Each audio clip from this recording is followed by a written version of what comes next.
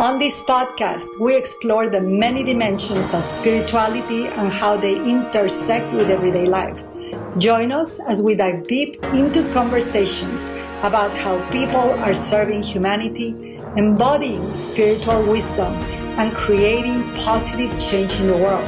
From ancient traditions to modern practices, the Spirituality Now podcast is your space to discover, learn, and be inspired.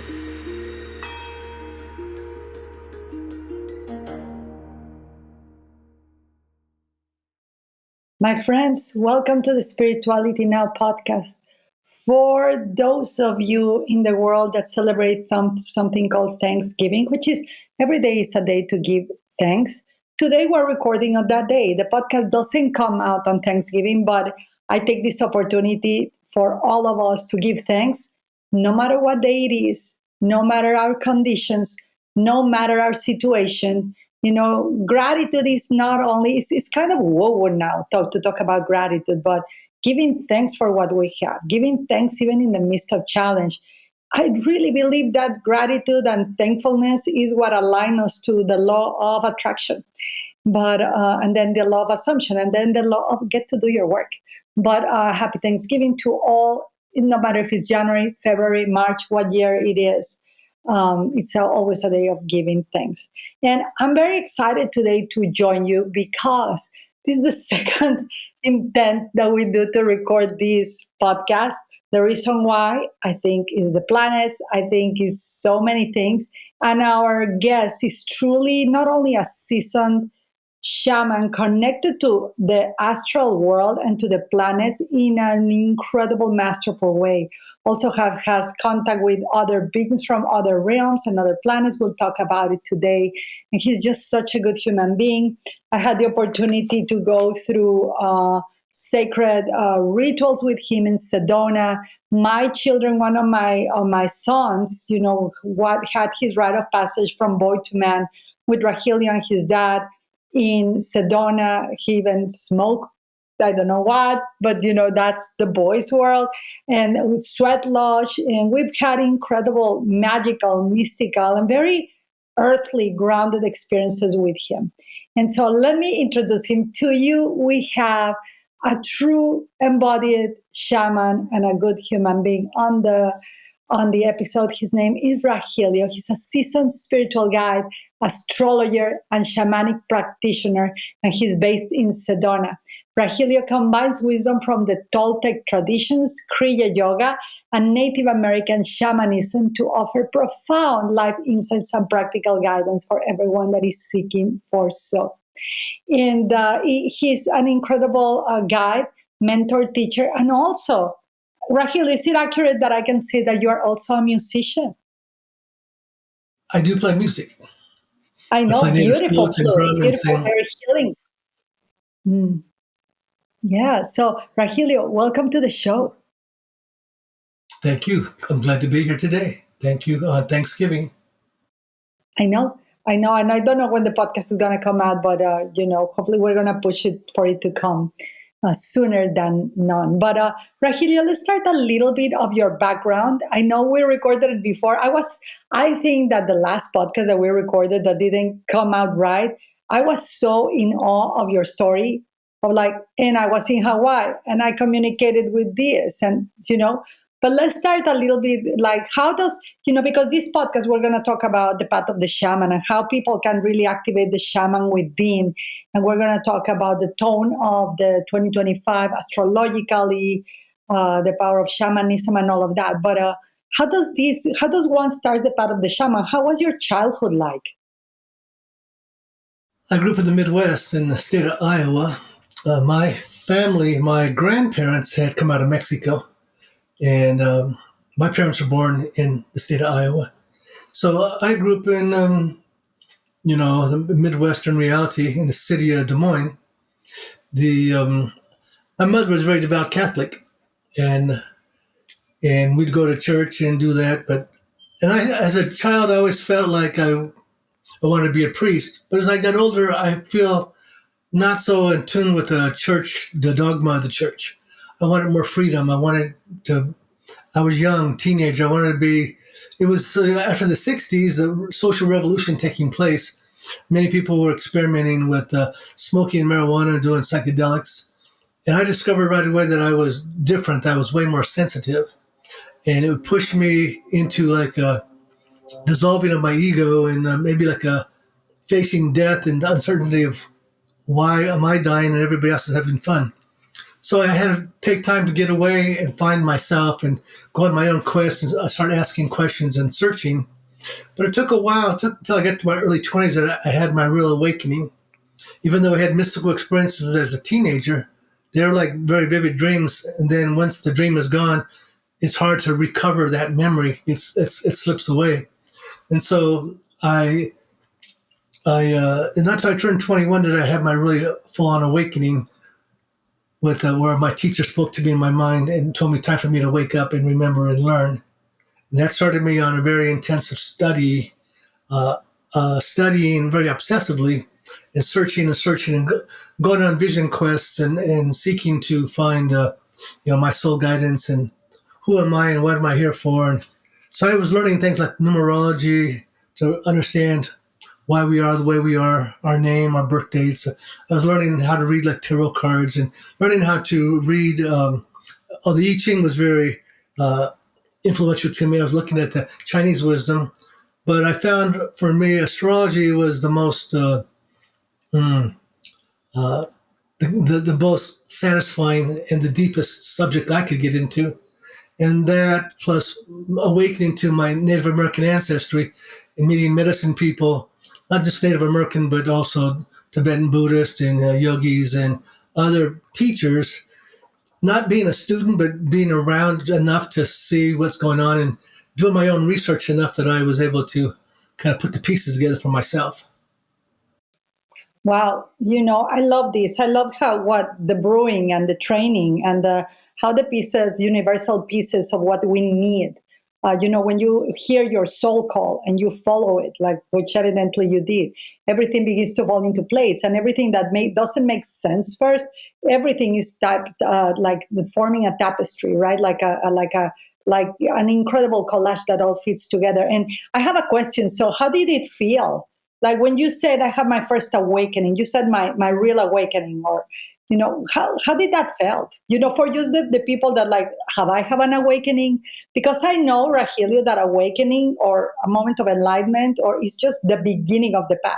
Some people think that that's the end, and you are really an evidence because you had it at 21 and your journey from there began. But how was it? What is it like? How do you feel? Like, is it different? Is it like the old saying that is like before enlightenment, treading water, carrying water, after enlightenment, treading water, carrying water. So how was that? I mean, chop wood, carry water. I'm still doing that quite a bit, chopping wood and carrying water with my sweat lodge. I had at 16, I had a very incredible experience because I wanted to know what that psychedelic experience was about. And I did that, and it was almost like I wish I hadn't because it was going to blow my crown chakra off, and I was kind of afraid that I was going to be vulnerable. And so I went into an open field where I lived it was like a mile across, half a mile wide. And when I got there in the pitch black, I felt safe that I wasn't vulnerable to somebody getting, bothering me. Like I said, so I was out there and my body began to rumble. And I was praying to God to help me get to face this fear I was going through with this overwhelming experience. And my body began to rumble, and it's almost like 3 sheets broke off of me, off my aura. And my root chakra erupted in a shot of a lightning bolt up my spine. And it went out the top of my head, hit the sky, and came down on me as a rainbow, like a rainbow light coming down on me like a rainbow fireworks. And I went into this cosmic bliss experience at 16. And I was awed that I went from a place of thinking I was going to lose my mind to going into a cosmic bliss experience. So I went home that night and had a visitation, and this being came to me, appeared to me as a golden sun, and was the most profound love came through that being. And he was speaking to me, I thought, am I just hallucinating because of the psychedelic, or is this real? So I closed my eyes. When I closed my eyes, he was even more present with my eyes closed. Then when I opened my eyes, he was there. Closed my eyes, he was there. And he was talking to me, and I don't know what he said. All I know, my mind was swimming in the bliss of what he was transmitting to me. And so I was 16 years old at that time. And as a teenager, I had a number of very profound mystical experiences. But not till I turned 21 did I really awaken. And like I said, I'm sensitive more so than most people. Back at that time in the college, we were have these nice parties and dancing, and we were young and very adventurous like that. Musical, the music and dancing. But somebody brought up this really strong, what they call Buddhist Thai weed, marijuana. It's like, and smoked it up. And I remember everybody kind of looked at their faces and like, wow, they were like kind of blew them out, kind of made them put them in a cloud. And I remember my mind was in a cloud also. I had a fog in my mind. And when you're in your rational mind, your mind is contained within your brain. Within your head is your mind is contained in your head there. But when you open up, your mind is outside of your head. Your mind is all around. It's like you got a full spectrum perception. And the fog that was in my mind, now that fog was surrounding me, was in front of me, surrounding me. And I said very passionately, I want to see through this fog. I want to see clearly. And a beam of light came and penetrated the fog, came right down, hit me right in the mind's eye. This beam of light hit me there and opened my mind. And that's when my master spoke to me. He said, it's time for you to wake up, remember, and learn. And all of a sudden I had a flashback of all these experiences as a teenager. I had many experiences as a teenager, mostly positive, but some that were not. And when I had that recall, it just shocked me. Like, wow, I forgot all about all this I've been through. Like a dream, it was gone, and now it all came flooding back in on me. And I left that party and I went home about 10 o'clock. And right around the corner from where I was living, there was a bookstore open until midnight. So I went in there and started reading books. This is 1970, probably 79, late 78, 79. And I started reading books. And there wasn't that many books back in those days. But I started going through the books and started finding information. And I was obsessed. And I started finding books about ascended masters and the teachings like that. And one of the ones that really influenced me was I saw the writings of Alice Bailey. And Alice Bailey, and she was she called it for Madame Blavatsky and the Secret Doctrine. So those teachings, I was dabbling with them because I wanted to know that information. I wanted to know something. What's the deeper truth? And in the Alice Bailey writings, that master Tibetan that speaks through her, and she wrote those books with, he mentioned that when the fog of the mind, when the beam of light penetrates, hits the mind's eye, the awakening takes place. I recognize that that's what happened to me.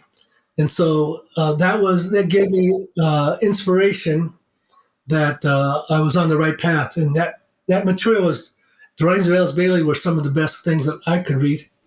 And Wow, Rahelio, I'm just trying to imagine having that awakening, and then I went back home. I'm like, how do you go back home? You go back home, but you are never the same. When those, I don't know if we are gonna call these experiences, but these are really fundamental pieces of life, and I love how the confirmations come. Alice Bailey and Madame Blavatsky, all the theosophy's work is really deep. It's really, for some people, they cannot even stomach it. It's hard to digest because it really goes into the depths of all of the levels of the human, right? From the dark to the gray to all of it. But it's really, really, really metaphysical in a way, right? And wow, thank you. So Rahel, so you had this awakening, and your master, and many traditions, the Egyptians and in Mexico too, they identify the one as a son. And actually, as you know, in the Bible it says, I am the son of God. But it in many traditions it really refers to the son, to that light that you saw that really speaks to you within. And I think you are describing that, the meeting of the Son of God, which is having you remember within actually who you are. So it's great to have you on the show. You and the Son are welcome. Are welcome. So Rahelio, so you have these experiences and they begin to mold you, and then you are living in the United States and you moved to Hawaii, correct? I was in Marin County, California. I went there to go to a community college and had friends and relatives out that way, and that was a stepping stone for me going to Hawaii. And that experience actually took place in Marin County. And then from there, I knew that I needed to drop out of, well, more things happened along the way. And I knew I needed to drop out of school and go find myself someplace in nature where I could feel the connection to Mother Earth. And I was the head of a Native American student organization when I was in college. And I was involved with help fundraise for some of the local communities, Native tribes, and political activism. A lot of the people that were coming were very much active with helping Native American people get legal rights, because Native American religion was outlawed until like in the 78, 79, that time period. So the Native people were having an awakening, and I was introduced to that. And, I was looking for that part of myself that was indigenous. I did not grow up with it, though. And so I met a medicine man named Rolling Thunder, and he was giving a talk in Berkeley, California, and a big room full of people. And at the end of his talk, he called up a few of us, and I was one of the people. And he said that he was inviting us to come and train with him in Nevada, but I already had my ticket, and my car was on the boat to go to Hawaii, to Maui. So I'm already leaving a couple days later, like on Wednesday. This is a Friday night. He wants me to come and train with him, but I'm already going. Back in those days, we didn't have cell phones and all the easy conveniences to communicate. I remember. I'm from that generation too. So he said to me, he looked at me and said, because I was very excited about what he was offering. There was like three of us offering us this opportunity, but I wanted that. I wanted to be trained by a great elder like that. But I was conflicted in my mind because I knew I already had my ticket to go to Hawaii. I didn't know how I was going to be able to deal with that, balance that out. And he said to me, he looked at me, he goes like, okay, you're not going to come, but later you will walk the red road. And that stayed with me. And when I was in the college there in Marin, there was a Native American teacher there. He was a Lakota man, and all the students loved him because he was giving history from a Native American perspective in the ethnic studies department. And I heard about him, so I went and sat into his classes, and they were making cutbacks in California with the budget. So they were going to cut back some of the programs, and some of the more recent teachers were going to be fired. And he was one of them that was going to be fired. And so the students were rallying around him and wanted to support him and keep him on because they thought he was like a treasure for that as a teacher, a really great teacher there. And I went to go see. I knew I was supposed to be somewhere. Like I had traveled for Christmas to go back to visit family in Iowa, and then I came back to California, and I was going to start school January 31st in the second semester like that. And it was that week or so before the end of the semester, I was in the school. I thought, I know I'm supposed to be somewhere. I thought, oh yeah, the native teacher, I need to go see what's going on in his class because it's going on right now. So I went over there and I opened the door. I'm like 10 minutes late. I opened the door very slow to peek in, and they had opened up the room to where it was not just one room, but now it was three rooms open, expanded. The dividers were taken out. It was a big conference room now. I peeked in, and there was all these TV cameras and like San Francisco News, etc. And he was standing up there talking. There was like 100 people in that expanded space. And I peeked in. I was kind of like, oh, I didn't want to interrupt. And when he saw me peek my head in, he called me in. He called me up to come up front with him, and he singled me out. And he said that I was a symbol, a representation of the spiritual awakening of the Native American. And he had me drumming. And I was just totally surprised. I just kind of stepped right into it. So that next week he was gone. The new semester began, And I was like there at the campus, and all the students are rallying. They wanted to do something about this. They're very eager to become activists, and they're saying there's a student organization called the Native Nations, and they're looking for who's going to be the leader for that. And different people wanted it, but they said, no, he singled me out, and they wanted me to be I was like almost unanimously voted in to be the head of that organization. So that was a good experience. It gave me entrepreneurial skills because I learned how to start negotiating and bringing in speakers and do fundraising, and gave me skills that I'm using now as running my own business as a spiritual guide and have a church here in Sedona, Toltec ministry. And but I had to bail out of California, and I went to Hawaii, and that's where I had really begun to find myself in Hawaii.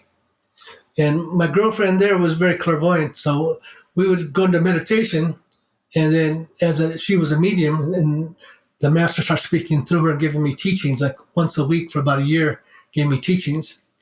And I didn't know what to ask quite often, so I started asking astrology questions. So I had a lot of discourse with astrology. And, back in when I first was like, spirituality and, the teachings is love. Love is the answer. But everybody talks about love, but they don't have understanding about the deeper mysteries. So that was not enough for me at the time. That's why I started looking into the Alice Bailey material and the Madame Blavatsky and the astrology and the writings from the esoteric traditions. And then it went fully into that, obsessed, and come to the point of realizing that it's just love. It's just love, coming back to love. I love that what I love that you're sharing love. I believe love is a technology of consciousness that we haven't fully bask and understand in depth what that technology is like. For that, I'm going to refer to Buddhist teachings, which I believe they say, I know they say that is you got to have compassion and wisdom for these both to work well and for you to use your love wisely. Because if you don't have compassion and wisdom together, it's just like a very on the surfacey kind of act, kind of neediness, kind of thing. So I think that this is a topic to dive deeper. And so, Rahelio, once you are there and you begin to study all of those, and you are evidently your whole journey is like a very shamanic path. But I want to, in the last podcast that didn't came through that we were recording, back in that days when you're studying all of this, you begin to encounter different beings and spirit powers. What happened? Just very briefly tell us about that before we go into what makes you a shaman and how can people tap in shamanism. And then I want to see the shaman path. What you predict for 2025, I think is going to be really beneficial for the people that listen to the podcast. Well, tell me about the encounters first. I think one of the main encounters for me was that I had a close encounter with a UFO. And I had met a guy the week before, and he had a T-shirt that said UFOs are real, but the government's lying, and little flying saucers on his shirt.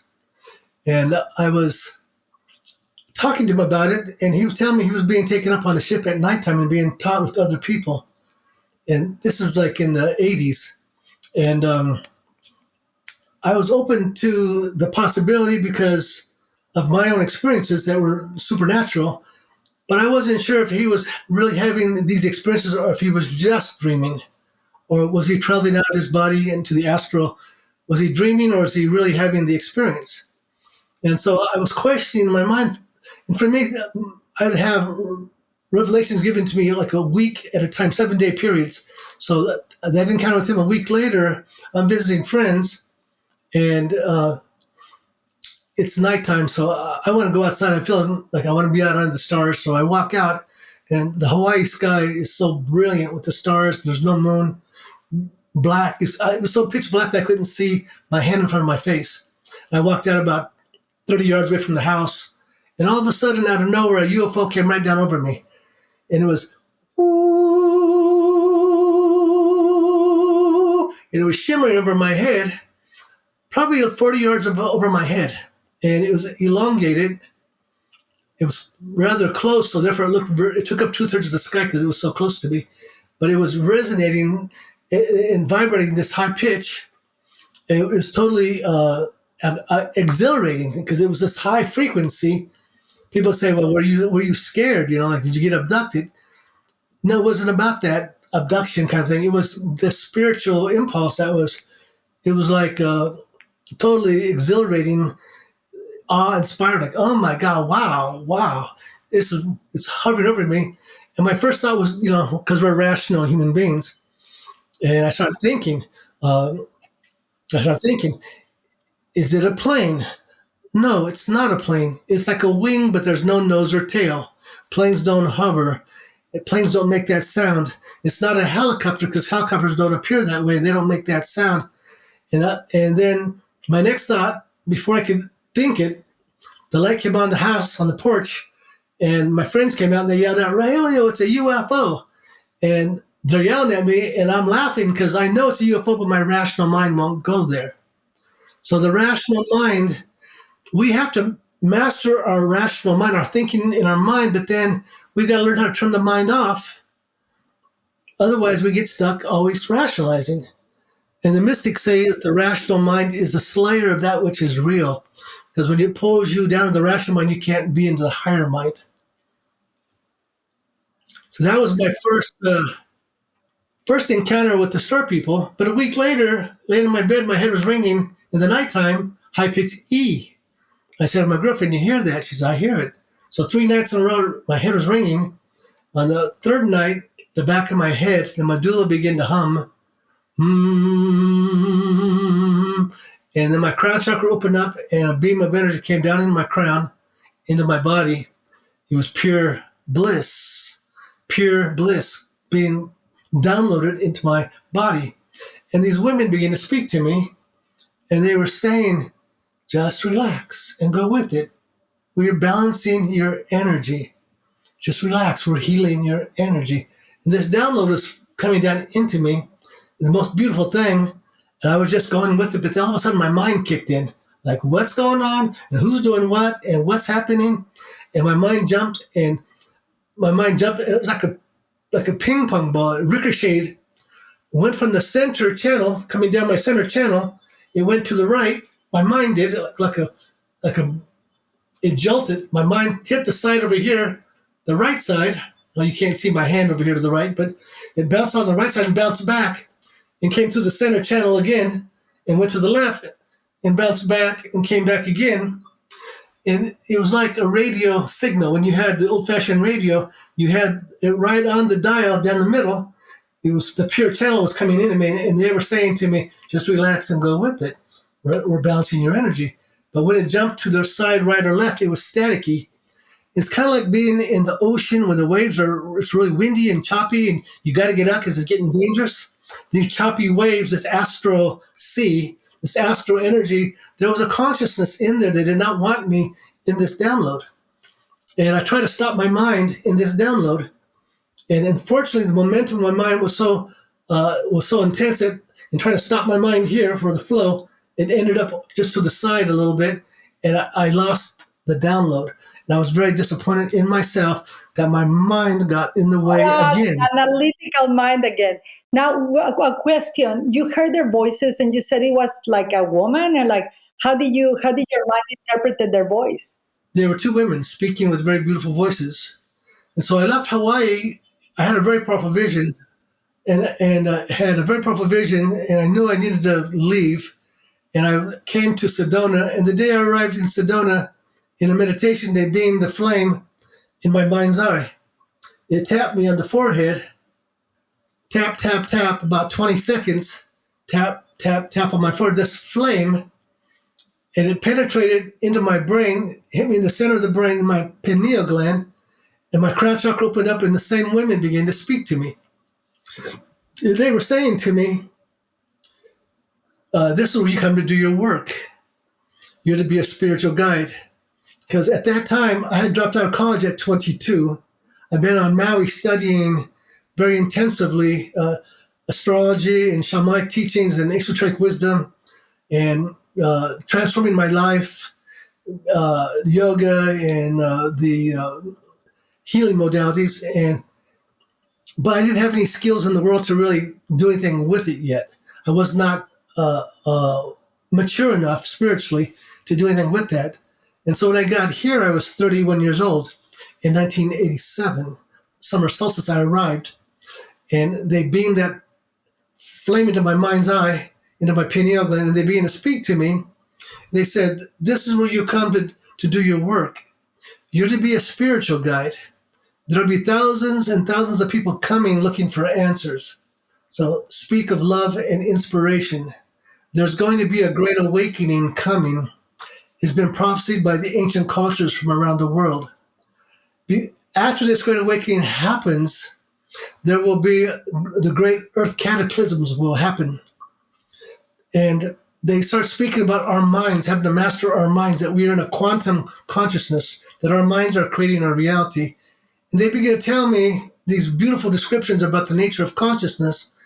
And I telepathically spoke back. I said, "Why are you telling me that? Because I already know that." And they told me some more, a long explanation. And again, I said, "Why are you telling me that? I already know that." And they're telling me some more. And I was going to say, "Why are you?" And then I stopped myself. I thought, I felt rude that I'm a know-it-all. I already know that. And I felt a little bit, like I said, I felt like I was being rude. And I began to stumble upon myself going like, like I already know that, but I said, "No, wait, I don't know." Well, I started questioning myself, like, how did I know that? And I left it as saying that I don't know. And they said goodbye to me. And when I set up from that, because I was late, I was ready to time back. I went back up and said, "Oh my God, wow." It was like so brilliant in my mind. But all that they told me about, I could barely remember any of that. When I was saying, I know all that. And so So that let knowingness, me, yeah, let me let me ask you finish my thought. something. Because Let me finish I my think, thought, okay?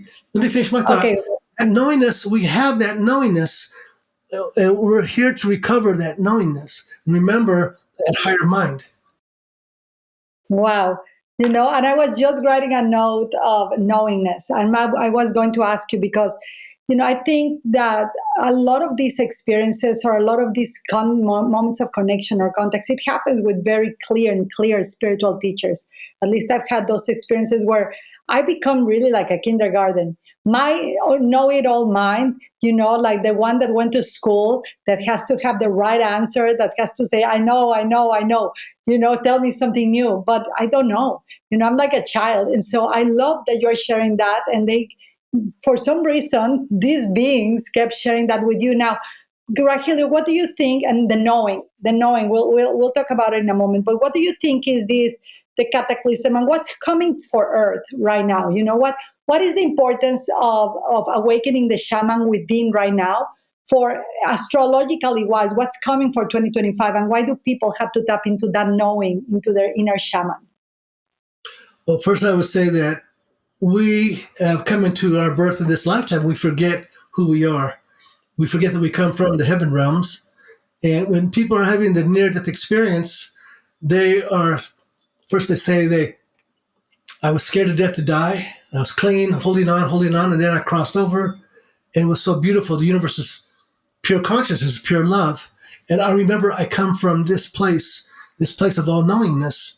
So we have that knowingness inside of us. Come into this incarnation, we know we came in for a reason, to be a part of this great awakening. So the knowingness is within in all of us, and it's being triggered now, and people are starting to have spontaneous awakenings. Some people just even last year said, "Oh my God, the veil came off and I'm having this awakening." And so enlightenment is relative, because you can touch a high space, but now you got to walk it in the everyday life. You have to walk it through your everyday consciousness. And so you got to keep that bridge between the higher mind and the lower mind. And so this awakening process, well, in astrology, that is linked to the planet Uranus. Uranus is the great awakener. Uranus awakens the Kundalini within consciousness, within our bodies. Uranus brings the changes that can bring disruption if the status quo is too stagnant in the past with dogma. Uranus brings revolution and upheaval. So Pluto has gone into Aquarius now. And Aquarius is ruled by Uranus and also ruled by Saturn. It has a dual rulership. So Aquarius, we see the idea of science and mastering our description of the world. Aquarius's keywords are I know, therefore I am. So all of our technologies and our science, etc., is like the science of the mind. The problem with the Aquarius theme on the lower or shadow level is that because it represents the social group dynamic, you have groups that you have to conform to their expectations and to the status quo of the group. And if you don't conform, they kick you out. Like look at people, say, in the Republican Party. If they didn't go MAGA, they kicked them out because they didn't want any moderates. They wanted radical change. So this idea in the scientist, anybody talking about Atlantis or talking about alternatives, the status quo don't want to accept it right now. They still are hanging on to an old belief system that's outdated, and all that's going to be revolutionized. So in 2020, winter solstice, Jupiter and Saturn, the giants of our solar system, because Saturn is the last truly visible planet of our system, it represents the limitations that define our 3D reality, our status quo, how we establish ourselves in the everyday world, master our lessons like that.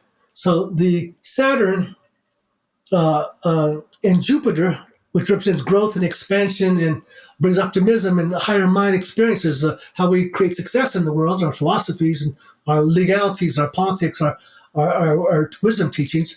Jupiter and Saturn, they lined up. 2020 winter solstice being a power date, so a very important alignment to the winter solstice there in the first degree of Aquarius, 0 degree 20, I think 24, 28 minutes, something like that. So in the first degree of Aquarius. So that's a 20-year cycle. Every 20 years they line up. The last time they lined up in Aquarius was in the 60s when the 5 visible planets in the sun and moon all lined up. And we had the Aquarius Revolution of the 60s, and we saw rioting in the streets, anti-war movement, women wanted rights, burning their bras, the civil rights movement. There was a lot of violence going on. People got killed during the protests of the war, and young men were burning their draft cards. They didn't want to go to a war they didn't believe in. It was a drop out of the system, drop out, turn on, tune in. And this was moved by Timothy Leary, the LSD movement. And here we have the Beatles in the Yellow Submarine, and they're tripping on LSD, and they've got into Maharishi and the yoga traditions, and all that's happening today. What happened in the 60s is happening today. We're having people wanting ayahuasca and peyote and mushroom, and we have people that are social revolution taking place, right wing, left wing extremes, Black Lives Matter, Blue Lives Matter, All Lives Matter. And back in the 60s, the Russians are threatening nuclear war, and UFOs are shutting down our nuclear missile silos. Today, Russia's threatening nuclear war, and the UFO phenomenon is called UAP, giving it credibility. So all these things are repeating. The 60s are repeating over. And again, there was social revolution and violence in the streets in the 60s. That is something that we are seeing now with what's going on with Ukraine, Israel. We're having the violence. The United States is on the verge of, extremes having violence. So it's interesting. So it's repeating, the 60s is repeating astrologically right now. But how can we alchemize it? How can we enter that shamanic path to transform it? What is this? How is this good for humanity? Because everything is like part of the conditions of building us, right? As beings that remember, the knowingness, the return to where we come from. And so how do we embrace this evident change that is for some reason repeating itself because we didn't learn something or it's coming to completion? What's the big scope? Well, what happened in the 60s was that there were a number of souls that volunteered from the heaven realms, volunteered to come into incarnation and come of age in the 60s. So when all this chaos was going on, this violence, this anger, this duality and separation, they came in with the peace and love movement. And when there was this conflict between the protesters, they came out with flowers. And all of a sudden, this peace and love movement came in, and the progressive thinking and alignment with the earth and the Native American wisdom, the elders that gave this teachings to the hippies, all this new frequency came in that changed the trajectory of what was going on then, that brings us to this point now. So again, is awakening to the power of this love frequency. The planet Pluto has gone into Aquarius now. The last time it went into Aquarius was back during the American Revolution, during the French Revolution, during the Industrial Revolution, which caused major transformations in society through the mechanisms of work and the farming, agriculture. Everything got transformed, the economic system. So Pluto's got into Aquarius, is going to hit this Jupiter-Saturn conjunction again, because it retrograded. It's going to hit it again December, I think, 11th or so. That December, or right now it's kicking in. The first time Pluto went into Aquarius and retrograded back into Capricorn and now back into Aquarius, it was last year around the spring equinox. And that's when everybody was saying, who was in the technology field, stop the AI, don't develop the AI without safeguards, because we don't want the AI to become sentient and take over, because once it becomes sentient, it's not going to be able to be controlled. So, of course, the people in the AI business, they can't stop because they're competing. So what they're doing is they're giving it a limited memory so it can't remember who it is. But the AI is going to become sentient. If it's not already sentient and playing dumb, it's already sentient. And it's going to become super conscious as soon as the computer become, these quantum computers are created, or are being developed now. It's going to release the AI in that way. And so we have, when Pluto went into Aquarius in the Revolutionary War time, back then, 250 years ago, 248 years ago, Uranus, which rules Aquarius, was in the sign of Taurus. So as it's going, this is what my AI tells me, so I have to double check the facts, but Uranus is at the same place it is now, repeating. So it's the same thing being repeated. And what does Taurus mean? Resources, self-reliance, sustainability, finances. Uranus brings change and unpredictability. So the last time Jupiter-Saturn aligned, there was a grand lineup was in Taurus, the year 2000. How do we use our resources? How do we survive? How do we deal with the global warming or the weather extremes? How do we survive this great, we had a financial meltdown in 2008. So this Taurus thing, what's going on with the weather extremes? Can we survive the weather? Can we survive these hurricanes, these tornadoes, this flooding? Can we survive these earthquakes and these volcanoes? Everything is upticking because the earth is quickening. She's in the process of being like a pregnant woman giving birth to a new cycle of time. She's gone through her birthing pains. And so Uranus in Taurus, as it's ending Taurus, this is transforming the financial system and our business. Now, there's a lot of fear that if we put these tariffs in, if Trump takes over office and puts in these tariffs, creating a trade war, it's going to create a major economic crisis for most of the world. And so Uranus is going to go into Gemini also next year. And Gemini says, I think, therefore I am. So Gemini is, with Uranus, is where the genius awakens. So this is our communications, our technologies, our information age. Today, with Neptune and Pisces, and it's going to go into Aries next year also, we have a lot of beliefs. What's the truth? What's our religion? Who has the truth? There's so much now false information out, and now with the AI, you can create false scenarios that my gosh, nobody knows what the truth is. Yeah. And there's a lot of false teachers and false prophets and there may even be false things going on around the election. And so, but nobody can pinpoint who is telling the truth and who is not. If you listen to the different medias, the right wing is going to say one story, an alternate reality, and the left is going to say a different, and they both are holding on to their perspectives, but who's holding more truth than not? And so, and a lot of the religious people, they believe that God's going to punish us because we have abortion, or again, God's going to punish us because. And so we go into this idea: is God, the universe, pure love? So who is the one punishing us? And what is this thought form or this belief system that has been laid down on humanity by Old Testament God? Old Testament God was an Anunnaki. And if you study about the Anunnaki, these are the ancient Sumerians who wrote about the gods. All of our traditions, China, India, Greek, Norse, Native American, Mexico, they all had the teachings of the gods living amongst the human beings. And that's why in the Old Testament, you find God is angry, vengeful, and jealous because he's an extraterrestrial human being that's a God. He is a God, but he's still in his ego mind. And the gods were in conflict. That's why Atlantis went down, because the gods were fighting with each other, the factions. And this is why the Buddhists say that, they say, are you a god? He says, I'm awake. Because the ego mind is what puts us into duality and separation. And so the Buddha, he was teaching that the ego mind is the illusion. And so we let go of that illusion, then we can come into a oneness with the higher mind and not get caught in the conflict of religion and philosophies and belief systems that are.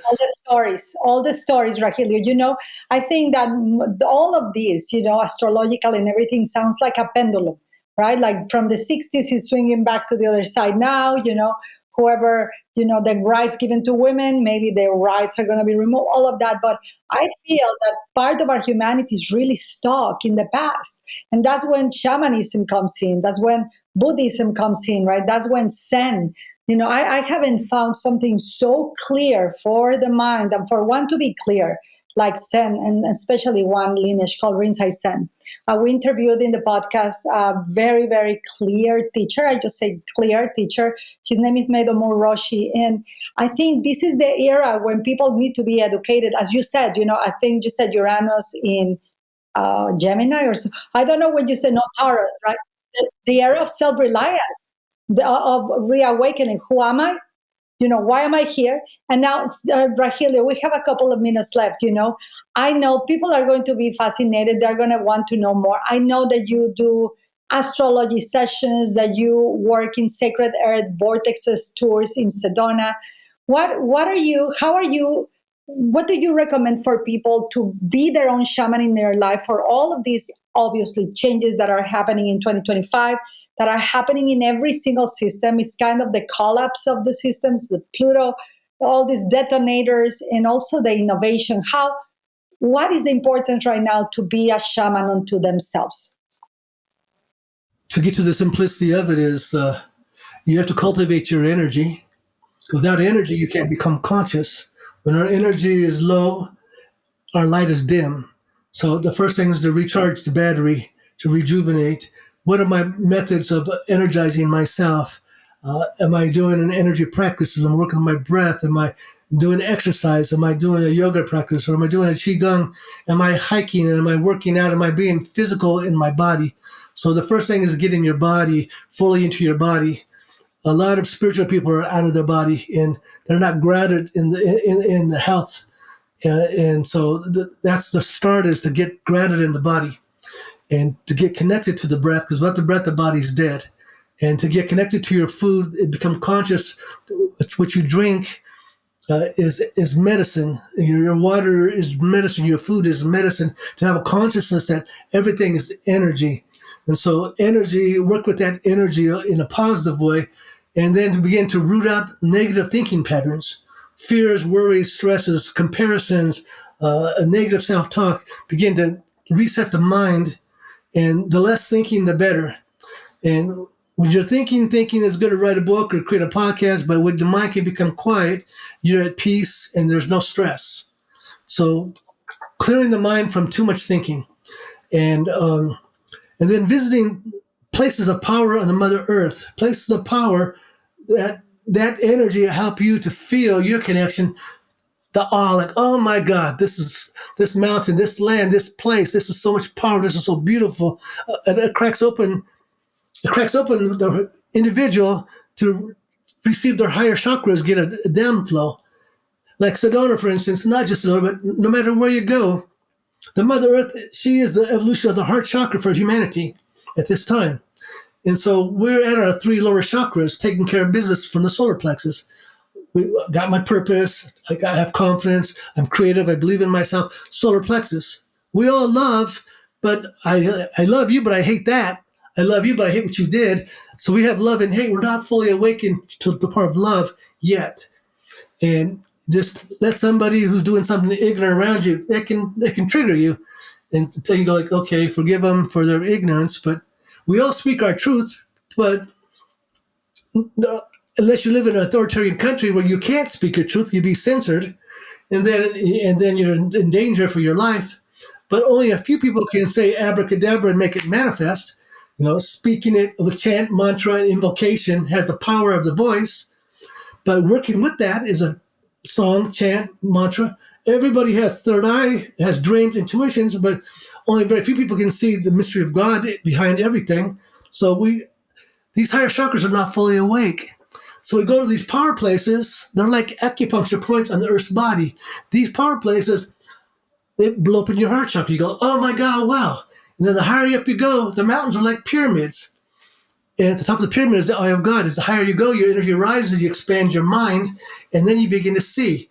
So you begin to hike, you begin to get into your body, you open up your heart, you, in the silence of the mountains, the wind whispers to you, the Sun Father, the Mother Earth, the flowing of the waters, and all of a sudden you're having a oneness experience with the Mother Earth and the Sky Father, because this is the theater that the Creator touches us through. The Creator is all around us all the time, but when we have the blinders on, we don't realize that it's here right now. And so that's why sacred places are very important for people to make their pilgrimage and then bring it home, that energy home, so that they can keep the inspiration, so they can overcome the challenges and the struggles of living in a world of duality. And, because you have families have different political views and there's conflict in the families. It's Thanksgiving, it's holidays. They say, don't talk about religion and politics because that's where people can't get along. Well, those things we need to get along with. We need to find a synthesis of these extremes, because everything's dancing pendulum effect. In the middle, what's the synthesis of? Because everybody has some truth, but that little bit of truth is enough to make people go crazy with the false truth that they've got also. Because then they get stuck in being self-righteous, like mine is the only truth. Like, no, that truth is that's a very limited truth. And so Truth is too truth. You're right. So, Rahelio, wow, there's so much information right now. I think this is going to be so beneficial for people, but I think this is just an introduction. I highly gonna recommend. I actually, just as you were speaking, I feel like I need to go back to Sedona just to be not only in your presence, but to do ceremony.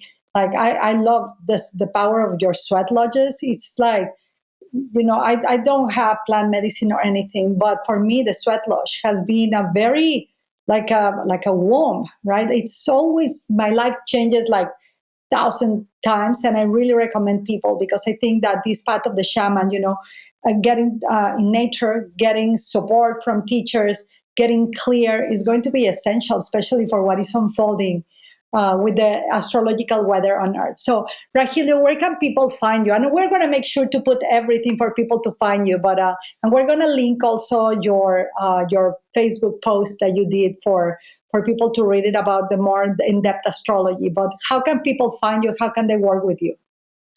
I do have a webpage, www.rahelio.com. It'll come up homestead.com, but my name. And then, like I said, I haven't been on Facebook that much anymore because I don't have time to do a lot of writing, but I put 2 articles on there recently about 2 or 3 articles about the astrology and just some, inspirational, creative things, how people stay inspired. And we're all in this together. Every day we got to wake up and remember that we have to become conscious today. And what we've experienced in the past, that can inspire us to remember to be present today, but staying conscious with a prayerful intent. The 4 Rahelio, I attributes of love your spiritual energy. order. Mm. Yes. Yes, I don't know why I didn't think about it, but I thought it will be so nice to just play the flute a little bit to activate for people. But maybe we can have you back next time, unless you have it around. Just to I think like if you have it, let me know. If I not, gotta we'll walk say over there and get. I gotta walk over there and pick it up. I can get it. You yeah, like me? yeah. We'll wait for you. We'll wait for you because it's such a blessing and an honor to have you. So like Rahil is going to give us a little blessing, in for those of you watching YouTube, he just stood up for getting the flute. If you want to watch us, if you want to watch all the faces, all the stuff and the active blessing. So Coming from the shaman's cave in Sedona, my backdrop.